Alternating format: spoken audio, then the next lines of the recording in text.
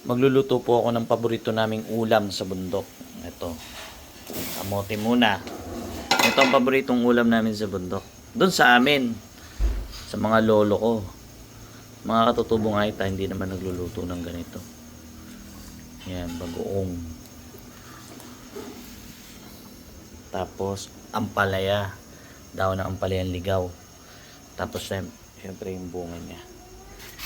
Kamoting baging muna yung nilagay ko. Tapos pagluto na yung kamote, lagay natin yung bunga ng ampalaya. Pag malambot na yung kamote, lagay na natin yung daon ng ligaw ng ampalaya.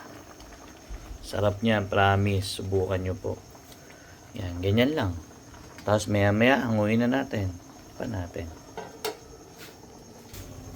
Yun. Bilis maluto. Pwede na yan. Masarap po yan. Subukan nyo po.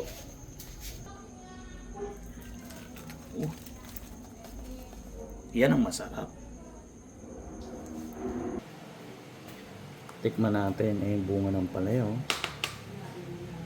Kamote. Sarap na ito. Subukan nyo po. Ito po ang madalas lutuin ng aking lolo nung bata ako. Ano? Bango. Grabe. Ito kamote. Kamote saka yung bunga.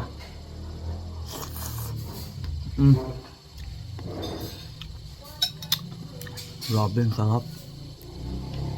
Yung kamote.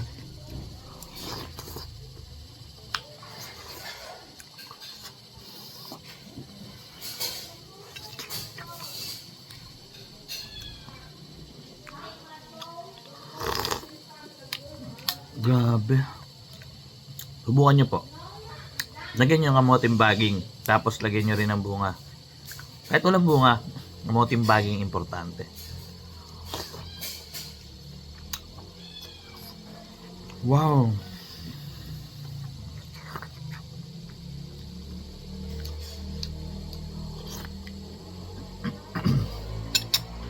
Yung sabaw.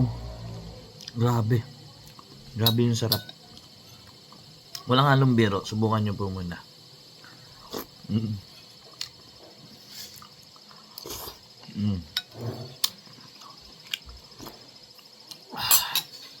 Sarap.